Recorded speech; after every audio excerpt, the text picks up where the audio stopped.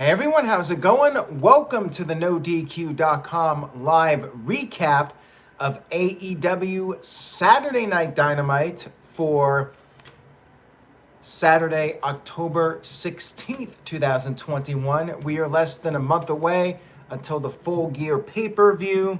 Let's go ahead and get started with this recap. Thank you to everybody watching this, whether it's live or on demand. I appreciate your viewership and support. We had CM Punk coming out to do color commentary for the show, and he had some interesting lines. He had a few funny lines that were intentional and not intentional. We'll get to that in just a little bit. Our first match of the evening was Malachi Black versus Dante Martin, and we had Lio Rush there at ringside watching the match. Dante looking impressive, the underdog, holding his own against Black. Black dominated early on in the match. Dante attempted a springboard move and got caught. He was power bombed. Black worked on the leg, because Dante is the high flyer, try to stop him, keep him grounded. But Dante did make a comeback, did some flashy moves. However, at one point, he missed a moonsault, landed on his bad leg. Black continued to beat the crap out of him. And then Dante hit a super Hurricane Rana, but his leg was still bothering him. Crowd was chanting, holy shit. They were impressed with Dante. He hit his springboard moonsault, but could not make the cover right away. And he tried to do a move with one foot, but that was not successful. And Black hit the Black Mass and picked up the victory. And after the match, I guess to show some respect, as much as the heel Black is going to do, he gave Dante a little bit of a nod as he walked to the back to say, yeah, you're pretty tough. Good opening here to kick off Dynamite. And we had a backstage segment with Jungle Boy and Luchasaurus. They were interviewed. Jungle Boy not feeling great, but he was there. And then all of a sudden, you had an ambush. Kenny Omega, the world champion, and Adam Cole showed up. And then the Young Bucks came in with a sneak attack. Omega and the Bucks did a triple power bomb to Jungle Boy, or actually not Jungle Boy, Luchasaurus through the announce table, taking him out of commission. We had the Inner Circle come down to the ring for their big reunion, their first time all together in several weeks, maybe several months. It's been a while. Crowd was very much into Sammy Guevara, chanting Sammy's name. Santana praised Miami. Crowd chanted AEW, and they were quickly interrupted by America's Top Team, Dan Lambert. He wanted some respect. And Jericho responded by calling him a fat-faced dipshit, just like he did on Rampage. And then Jericho started smack-talking Paige Van Zant, saying that he would not touch her with her own husband's genitalia. And the crowd did the ooh and ah at that line. Inner Circle basically wanted a 10-man tag team match. And Lambert said that they would consider it, but they're going to do it on his terms. And he would give them the terms on next week's show.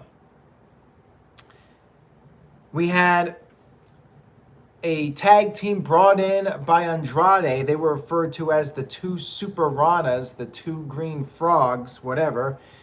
They were wearing masks, green outfits.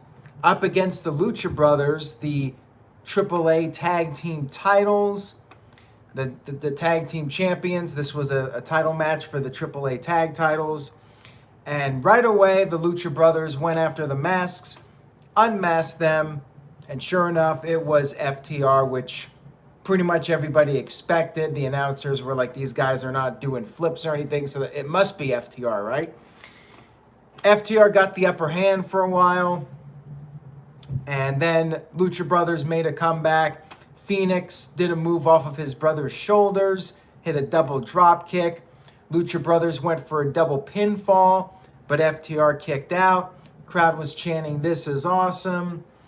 And then Wheeler ended up putting Penta into a table, not really through a table, just tossed him onto a table.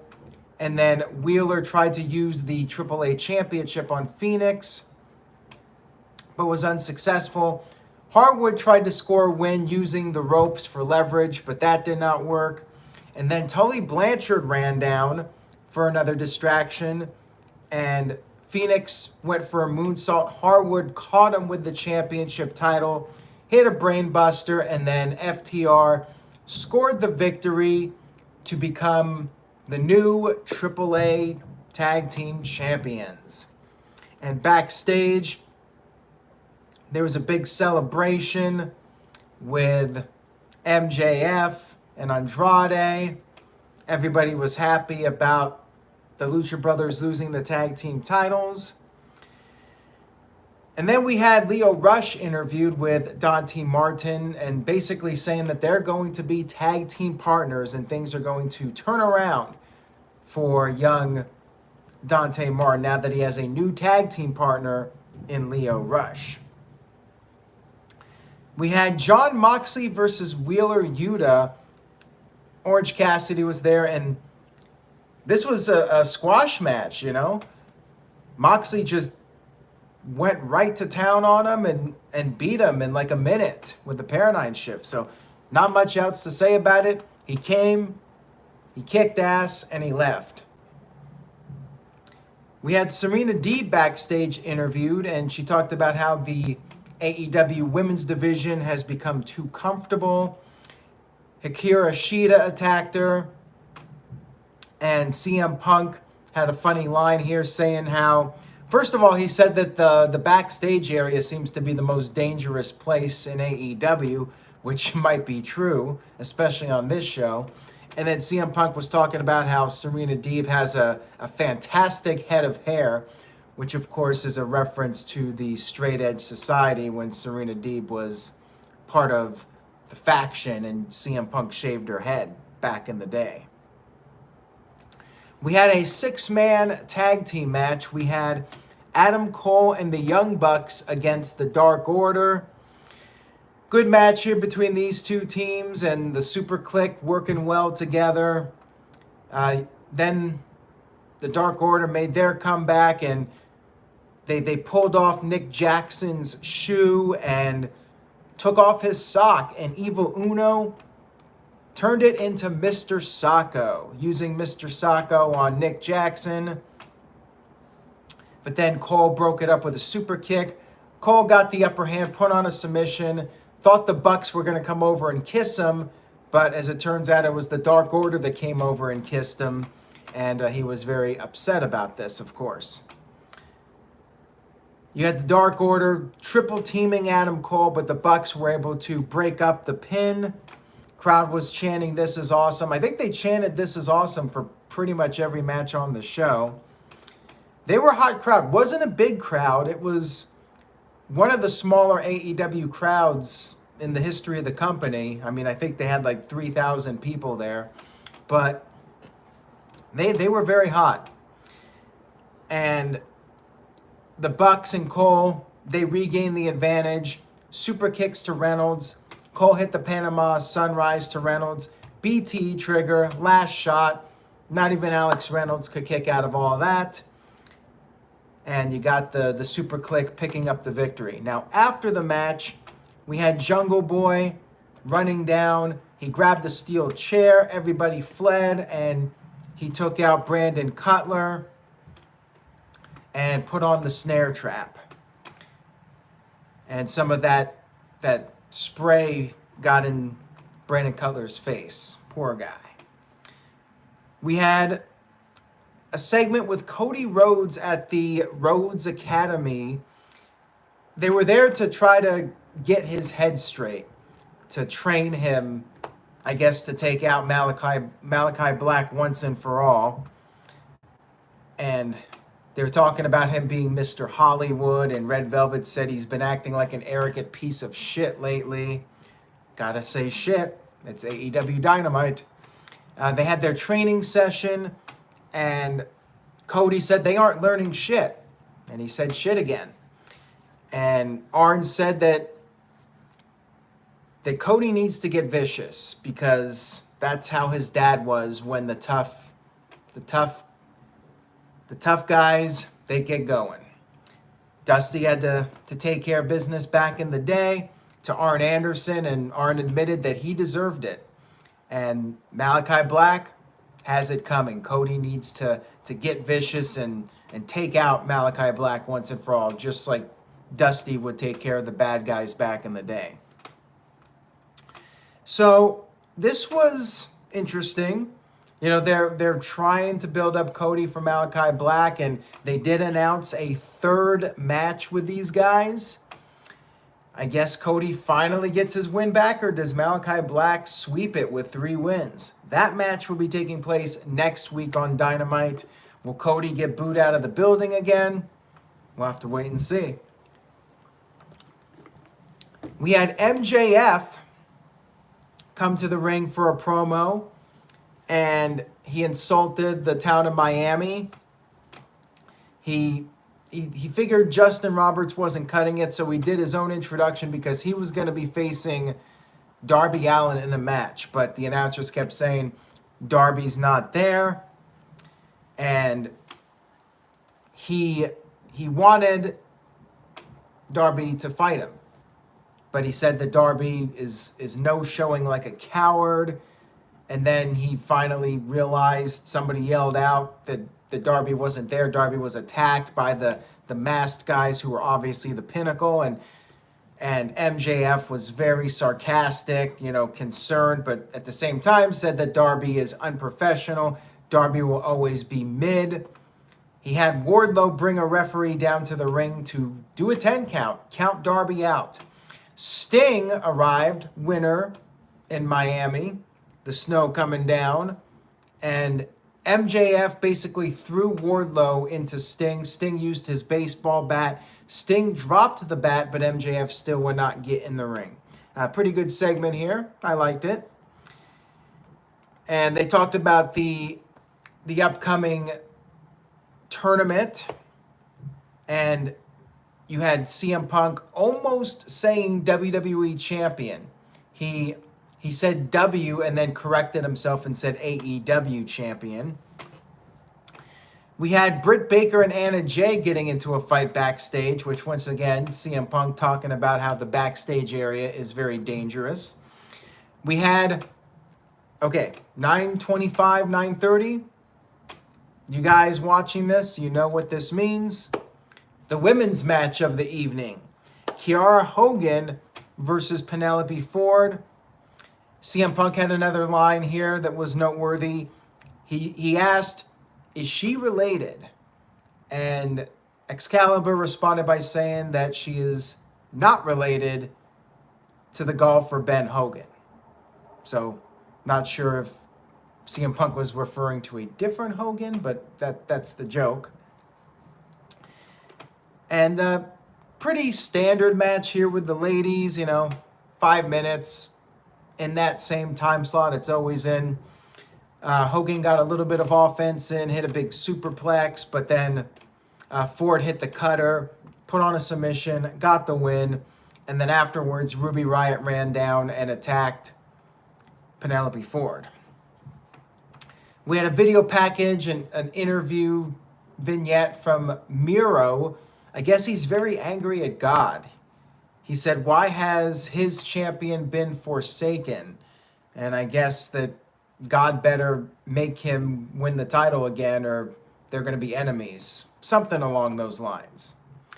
Steve-O says, being brutally honest, I completely forgot about Saturday Dynamite. It's all good, man, but thank you for tuning in. I do appreciate it. For anybody that missed it and you're checking this out, thank you for watching. We had Hangman Adam Page come to the ring for a big promo. He said he's excited for Full Gear, and he is going to be challenging Kenny Omega for the AEW World Championship. He said he believed in the vision to launch AEW and change the world, but he said the world changed him. He failed to become the first world champion 2 years ago, lost to Jericho, lost his confidence, he lost his friends, but then he said the people kept chanting cowboy shit, and he talked about all the things that cowboy shit represents.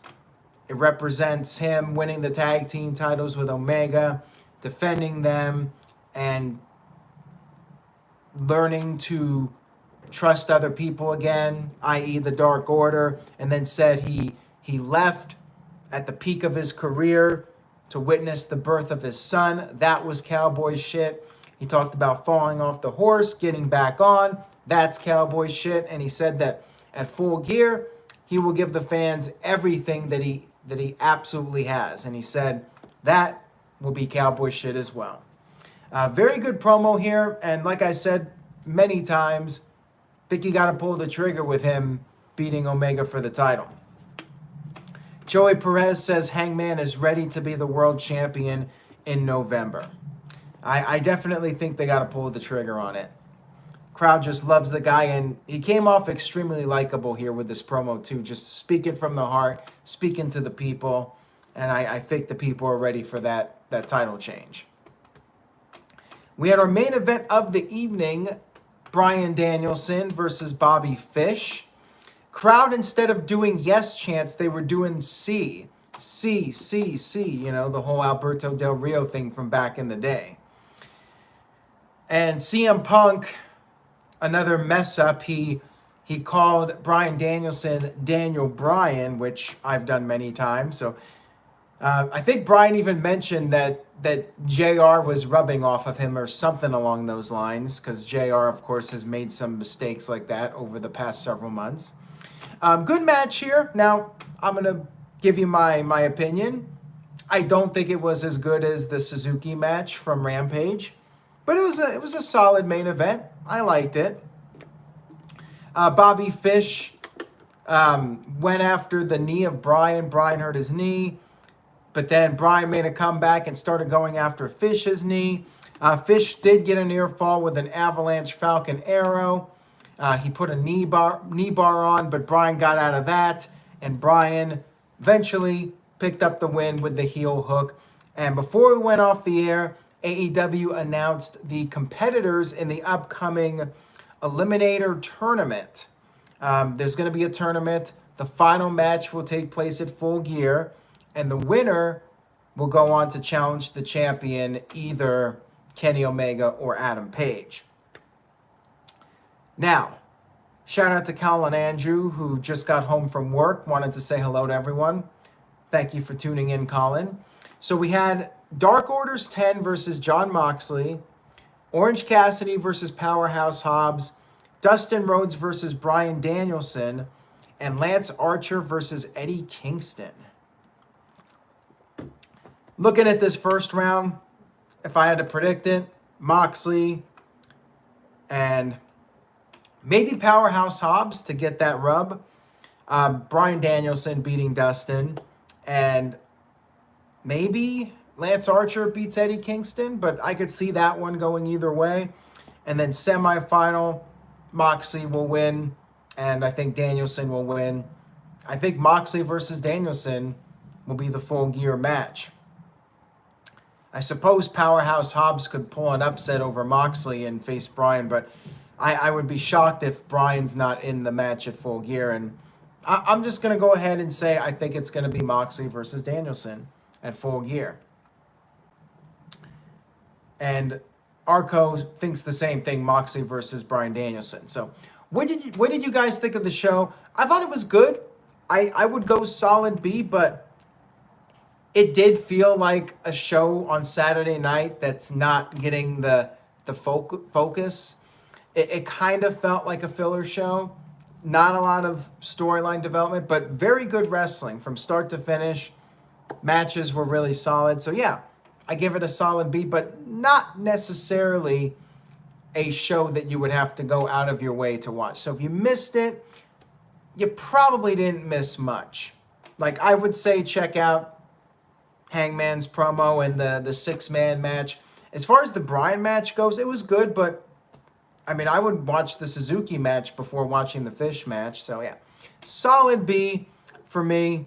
Let's see what you guys thought. In the poll, 41% A, 59% B, and 0% for C and D. There you go.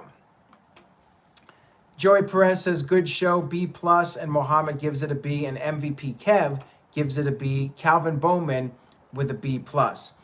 Greg says, well, this, I'm not going to say it because it's a potential spoiler, but there's that whole story about Tony Khan's notepad, and Tony Khan did acknowledge it, but said that only one match has been confirmed, and of course things can change, but yeah, that notepad possibly spoils how this tournament is going. And Steve-O says, thanks for the reviews. Thank you for tuning in, Steve-O. Make sure you guys stay tuned to NoDQ.com. Now, quick note, the predictions for Crown Jewel. I originally planned for Sunday, but I decided to wait until Tuesday, 7 p.m. Eastern, 4 p.m. Pacific. So just a heads up on that. I'm going to do it Tuesday night instead so we could see what happens on Monday Night Raw and make sure we have like the final lineup for Crown Jewel before we do the prediction. So Tuesday night, 7 p.m. will be the Crown Jewel predictions. On that note, enjoy the rest of your weekend. Take care, everybody, and I will see you all next time.